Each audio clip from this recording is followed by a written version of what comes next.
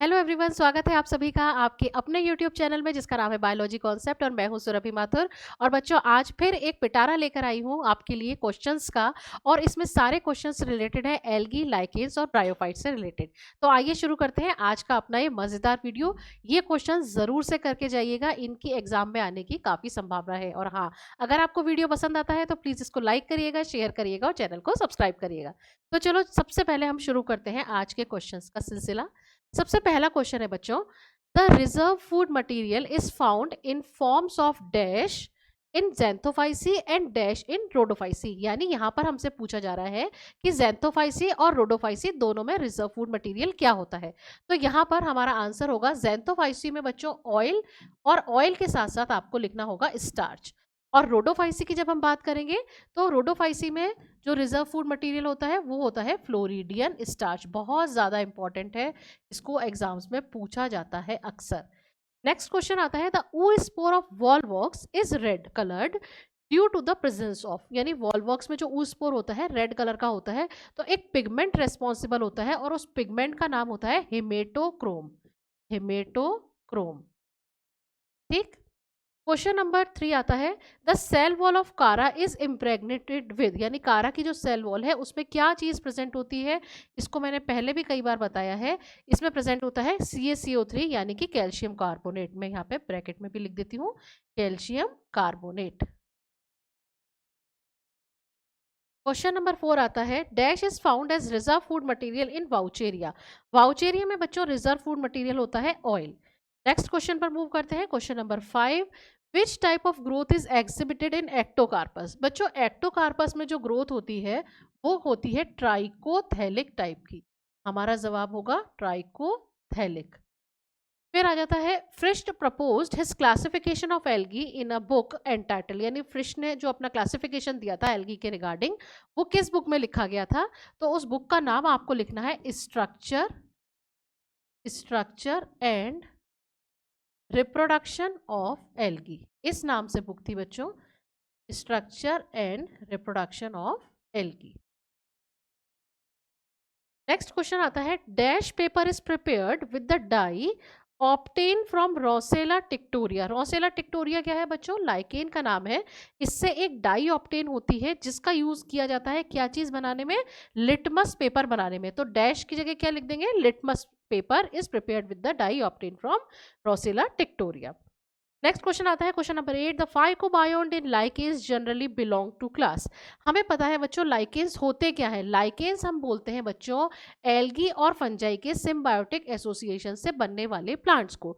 अब उसमें जो एल्कल कंपोनेंट होता है उसको हम बोलते हैं फाइकोबायोन्ट, जो फंगल कंपोनेंट होता है उसको बोलते हैं माइकोबायोन्ट। तो फाइकोबायोन्ट का जो कंपोनेंट होता है वो किस क्लास को बिलोंग करता है। यहाँ पर दो आंसर होंगे, एक तो साइनोफाइसी या और लिखेंगे क्लोरोफाइसी। दोनों में से कोई एक क्लास के मेंबर होंगे जो फाइकोबायोन्ट कंपोनेंट होंगे, यानी जो एल्गल कंपोनेंट होंगे लाइकेन्स के केस में। नेक्स्ट क्वेश्चन पर मूव करते हैं, question number 9, the sex organ of bryophytes are covered with. अब देखो बच्चों, इसको मैं डायग्राम्स के थ्रू समझाती हूँ। देखो, यहाँ पर जो दो डायग्राम आपको डिस्प्ले हो रहे हैं, ये क्या है बेटा, ये है एंथ्रीडियम। ये क्या है, एंथ्रीडियम। अब इस एंथ्रीडियम में ये जो मैं कर रही हूँ मार्कर से येलो कलर से, ये इसकी कवरिंग है। इस एंथ्रीडियम को कवर कर रहे हैं एक स्टेराइल टिश्यू है। इसी तरीके से यहाँ पर देखिए, ये क्या है बच्चा, archegonium. Female sex organ bryophytes में क्या कहलाता है, आर्कीगोनियम। अब इस आर्कीगोनियम में ये वाला जो पोर्शन है, इलोंगेटेड पोर्शन, ये कहलाता है नेक। ये क्या कहलाता है, नेक। और जो नीचे वाला पोर्शन है वो क्या कहलाता है, वेंटर। ठीक है। अब ये जो आर्कीगोनियम है ये कवर्ड होती है, ये भी एक स्टेराइल टिश्यू के थ्रू कवर होती है। ये पूरा जो है जिसपे मैंने डॉट डॉट लगाए हैं येलो कलर के मार्कर से, इसी तरीके से यहाँ पर जो मार्कर से लगाए हैं येलो कलर के, ये क्या है बेटा, ये है जैकेट। तो हमारा जो जवाब होगा वो क्या होगा, इस स्टेराइल टिश्यू को जिससे कि एंथ्रीडियम सराउंड रहती है या आर्कीगोनियम सराउंड रहती है, वो स्टेराइल टिश्यू क्या कहलाता है, जैकेट। ये अक्सर एग्जाम में पूछ लिया जाता है, इसको भी अच्छे से लर्न करना। नेक्स्ट है question number 10, bryophytes produce one type of spore and therefore are called as. चूंकि एक ही तरह के स्पोर्स प्रोड्यूस हो रहे हैं, इसीलिए ब्रायोफाइट्स को हम क्या कहेंगे, होमोस्पोरस। होमो, होमो का मतलब एक ही तरह के, स्पोरस स्पोर यानी एक ही तरह के स्पोर्स प्रोड्यूस कर रहे हैं, इसीलिए क्या कहलाते हैं, होमो स्पोरस। फिर आता है dash and dash are found on the abaxial surface of the thallus of Riccia. अब समझो क्या है। फॉर एग्जाम्पल मेरा ये हाथ है, इसको आप मानो रिक्सिया है, तो ये वाली जो सरफेस होगी बच्चों, ये डॉर्सल सरफेस होगी, और ये वाली जो सरफेस होगी ये वेंट्रल सरफेस होगी। तो एडेक्सियल क्या बोलते हैं, ऊपर वाली डॉर्सल सरफेस को, और एबैक्सियल कौन सी होती है, नीचे वाली। मैं समझा देती हूँ एक बार। जैसे कि मान लीजिए मैंने यहाँ पे ड्रॉ करा एक थैलस। अब इसमें यहाँ पर कुछ स्ट्रक्चर्स आपको यहाँ पर मिलेंगे। कहाँ गया ये मेरा, पर्पल लेते हैं यहाँ से। ये देखो, यहाँ कुछ आपको स्ट्रक्चर्स मिलेंगे। ये स्ट्रक्चर्स तो क्या कहलाते हैं बेटा, स्केल्स। और ये होती है मिडरिब वाला रीजन है डॉर्सल सरफेस पर। यहाँ पर आपको मिलेंगे क्या चीज, राइजोइड्स। यहाँ पे आपको मिलेंगे ये वाले जो स्ट्रक्चर्स हैं, ये इस तरीके के स्ट्रक्चर्स हैं, ये क्या मिलेंगे, राइजोइड्स। तो ये दोनों ही स्ट्रक्चर्स, राइजोइड्स और स्केल्स, दोनों ही कहाँ मिलते हैं, वेंट्रल सरफेस पर मिलते हैं। तो हमारा वेंट्रल बोलो या एबैक्सियल बोलो, एक ही बात है। तो यहाँ पर हमारा आंसर क्या हो जाएगा, rhizoids and scales are found on the abaxial surface of thallus of Riccia. Next question आता है, how many thalli are produced as a result of germination of gemma in Marchantia. अब इसको भी समझो कि इसका मतलब ये हुआ कि मार्केंशिया जो है, मार्केंशिया का थैलस अगर मैं आपको बताऊं, तो मार्केंशिया का थैलस किस तरीके का होता है बेटा, कि यहाँ पर ये हुई मिडरिब, ये मिडरिब हुई, इस मिडरिब पर आपको कुछ कप शेप स्ट्रक्चर दिखेंगे, ये इस तरीके के कुछ कप शेप्ड स्ट्रक्चर दिखेंगे। इन कप शेप्ड स्ट्रक्चर में गैमा प्रेजेंट होते हैं। ये स्ट्रक्चर तो क्या कहलाएगा, गैमा कप, गैमा कप। इस गैमा कप के अंदर कुछ इस तरीके के स्ट्रक्चर आपको नजर आएंगे। ये जो स्ट्रक्चर बनाया, ये स्ट्रक्चर कहलाता है गैमा। ठीक है, इस गैमा में दो साइड लेटरल नॉच है। ये वाली जो जगह जहां थोड़ा कॉन्स्ट्रिक्शन दिख रहा है, ये कहलाती है नॉच। यहां पर आपको और इस जगह पर आपको मिलेगी क्या, एपिकल सेल। तो जितनी एपिकल सेल किसी गैमा में प्रेजेंट होती है, उतने ही वो क्या बनाता है, नए थैलस बनाता है। जब ये गैमा कप में से गैमा डिटैच होगा और कांटेक्ट में आएगा किसके, सॉइल के, तो जो सरफेस सॉइल के कांटेक्ट में आएगी वहां पे डेवलप होंगे राइजोइड्स और स्केल। यानी कि मान लीजिए अगर इसकी ये वाली सरफेस डॉर्सल है और पीछे वाली सरफेस जो है वेंट्रल है, तो जो भी सरफेस दोनों में से सॉइल के कांटेक्ट में आएगी वो क्या बनाएगी, राइजोइड्स और स्केल बनाएगी। बनेंगे कितने थैलस, हमारा क्वेश्चन ये है। तो यहाँ पे चूंकि दो लेटरल नॉचेस प्रेजेंट है, उस हर नॉच में एक ग्रोइंग पॉइंट, एक एपिकल सेल प्रेजेंट है, तो जितनी एपिकल सेल होंगी उतने थैलस बनेंगे। तो यहाँ पे चूंकि दो एपिकल सेल मौजूद हैं, इसीलिए कितने थैलस बनेंगे, दो थैलस बनेंगे। क्वेश्चन कह रहा था how many thalli are produced as a result of germination of gemma in Marchantia, तो हमारा जवाब क्या होगा, 2। ठीक, आगे मूव करते हैं। आगे ये आगे स्लाइड, ये कौन स्लाइड आई बच्चा, हाँ 13th। Dash algae is found as symbiont in the thallus of Anthoceros. यानी एंथोसीरोस के थैलस में कौन सा एल्गी है जो एज अ सिम्बायोंट मिलता है, जवाब होगा हमारा नॉस्टॉक।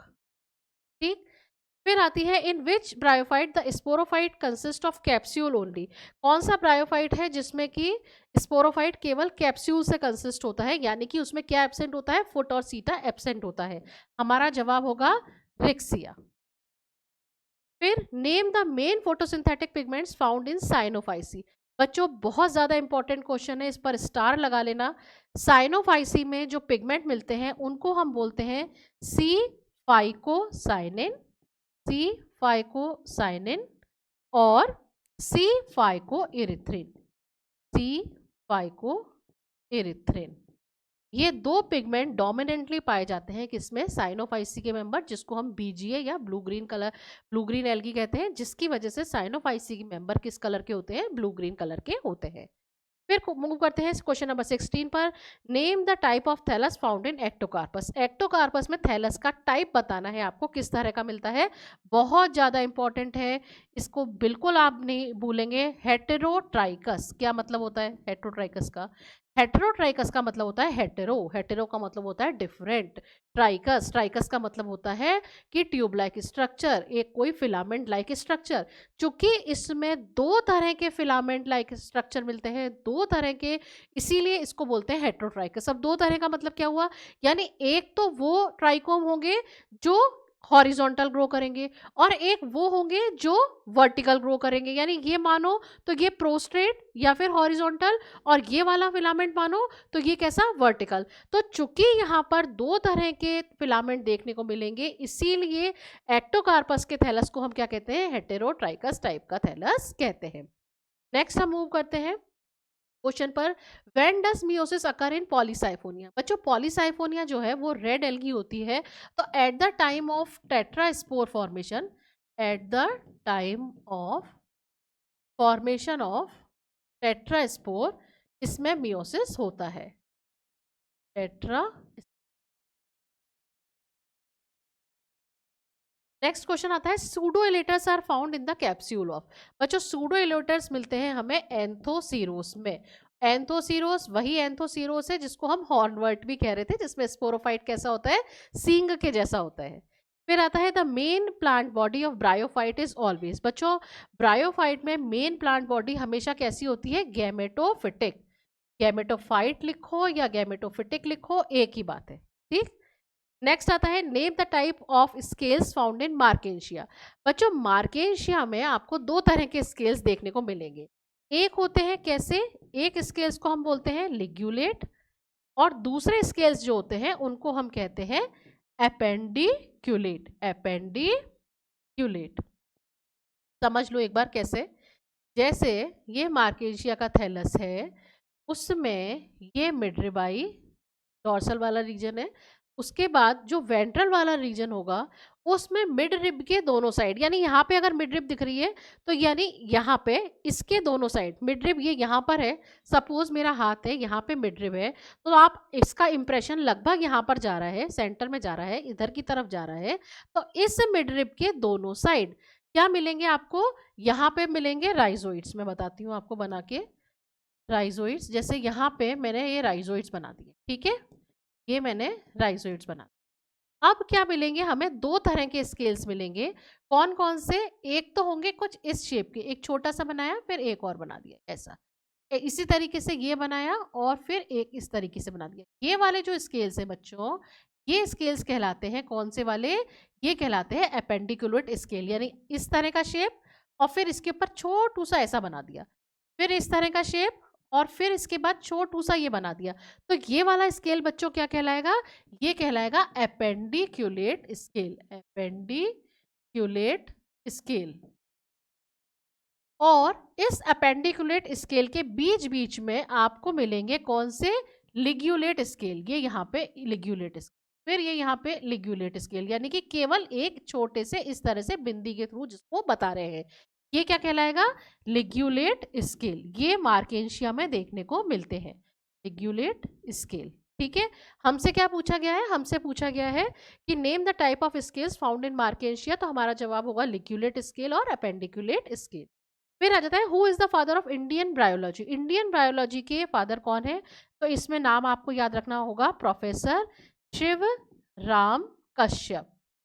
शिव राम कश्यप, ठीक है।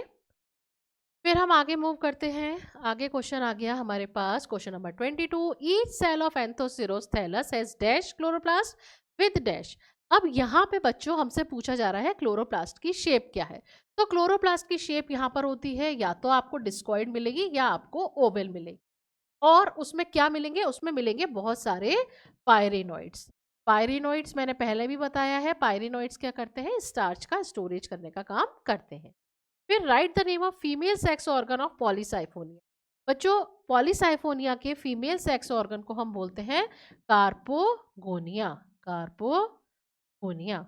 फिर है विच एल्गी शोज प्लेकिया स्टेज। बच्चों इसको मैं समझाऊंगी, इसलिए समझाऊंगी क्योंकि प्लेकिया स्टेज पर कई बार क्वेश्चंस आ जाते हैं। आंसर बस यहाँ पे एक बार लिख दूं मैं, आंसर है इसका वॉलबॉक्स। अब ये समझ लो कि इससे रिलेटेड शॉर्ट नोट क्या आता है, कि ये पूछ लिया जाता है कि प्लेकिया स्टेज क्या होती है। अब समझो, प्लेकिया स्टेज बच्चों वॉल्वॉक्स में देखने को मिलती है। ये जो डायग्राम आप देख रहे हैं ये है सिनोबियम का, यानी वॉल्वॉक्स की कॉलोनी का।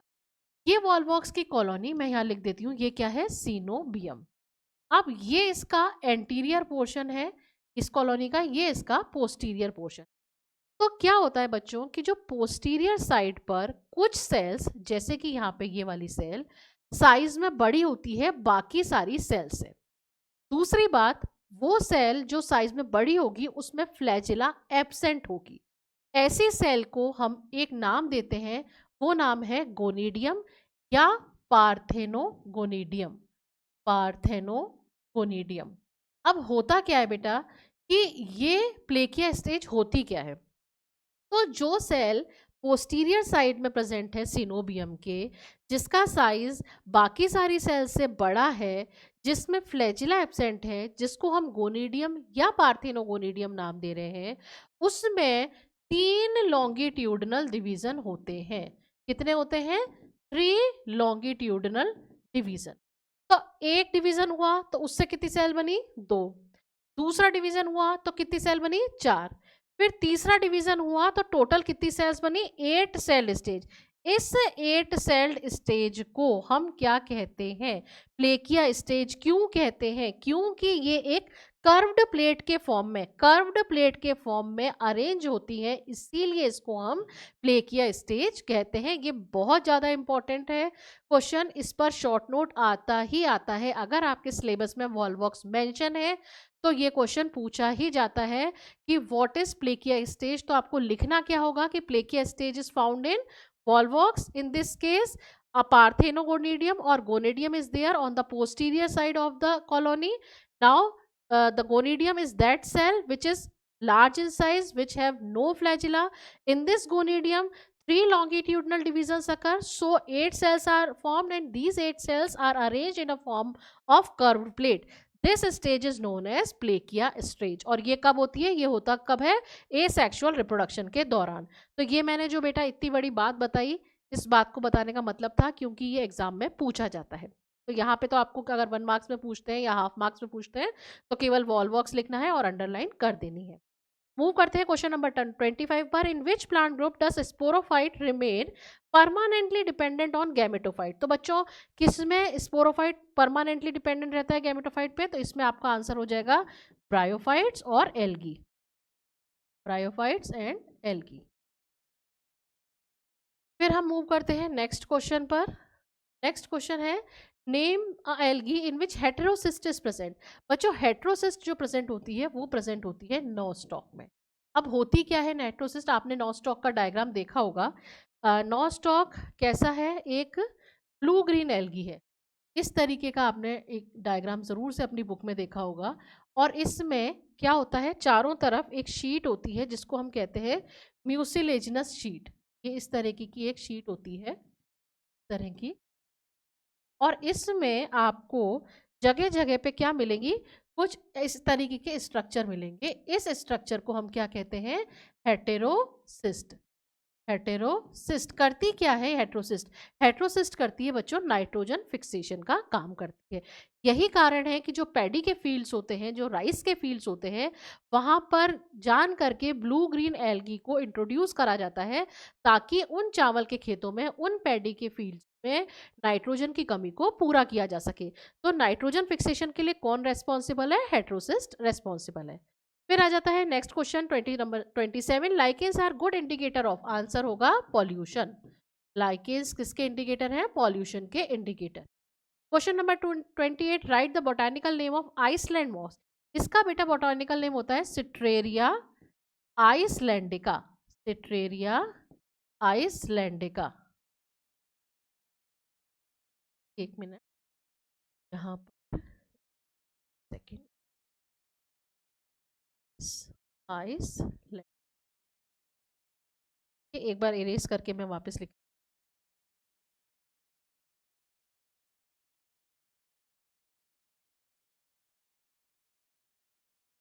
अब ये मैंने क्यों इरेज किया? इसलिए इरेज किया क्योंकि मैं गलती से यहाँ पे कैपिटल आई लिख गई थी। जबकि जब भी हम बॉटेनिकल नेम लिखते हैं तो जीनस कैपिटल लेटर से, स्पीशीज का नाम हमेशा कर्सिव लेटर से, स्मॉल लेटर से आता है। फिर आता है क्वेश्चन नंबर 29, वेदर मार्केशियस मोनोशियस और डायोशियस। अब बच्चों, मोनोशियस और डायोशियस जैसा कि मैंने आपको पहले भी बताया है, मोनोशियस का मतलब होता है कि एक ही प्लांट पर मेल सेक्स ऑर्गन और फीमेल सेक्स ऑर्गन दोनों मिलते हैं, और डायोशियस का मतलब होता है हेटेरोथैलिक।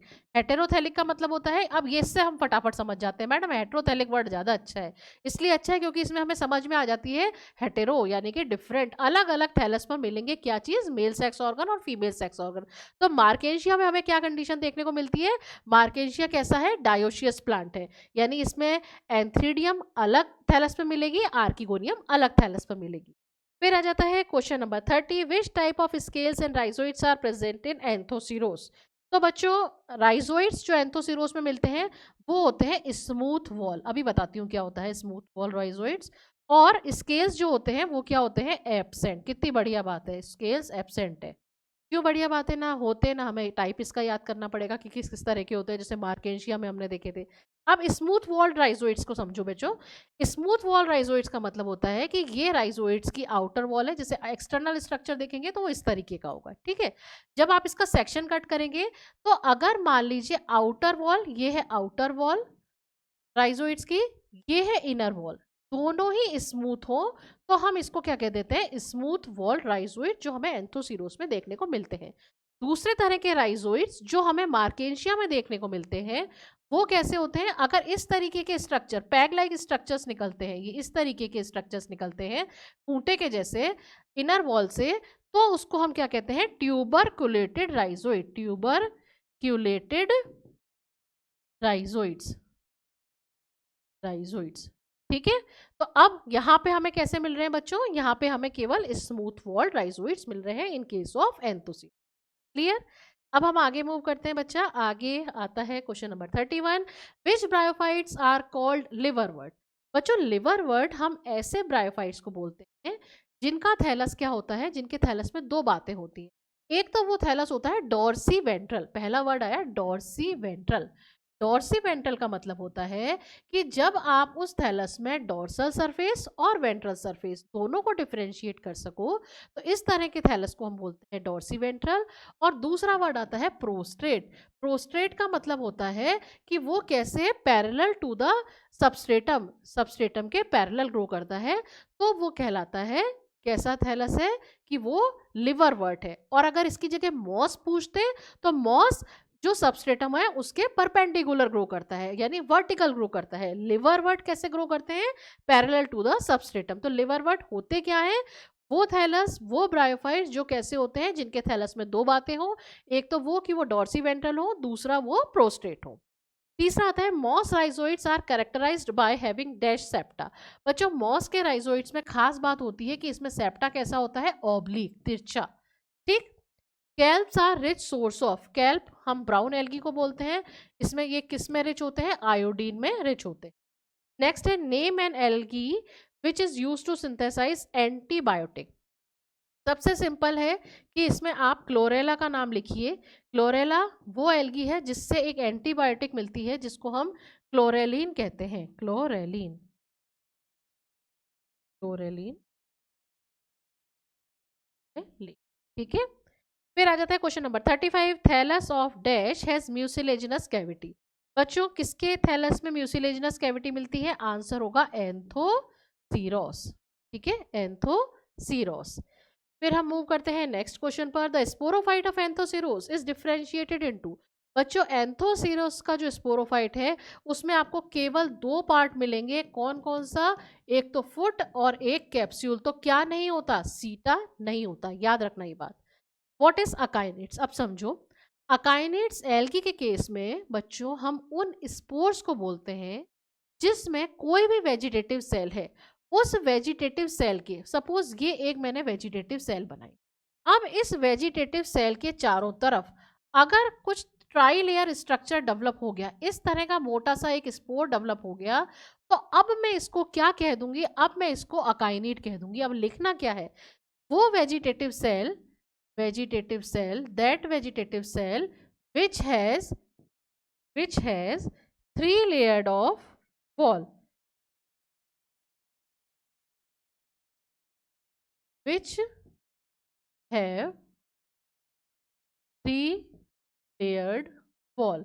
अब होता क्या है, होता ये है कि ये वॉल होने से क्या होगा, वॉल होने से होगा ये कि ये वॉल उसको एडवर्स एनवायरमेंटल कंडीशन में, यानी कि जब स्ट्रेस की कंडीशन होगी, जब बहुत ज़्यादा ड्रॉट है, जब बहुत ज़्यादा कोल्ड है, तो उसमें ये स्पोर सर्वाइव कर पाएगा, वेजिटेटिव सेल सर्वाइव नहीं कर पाएगी।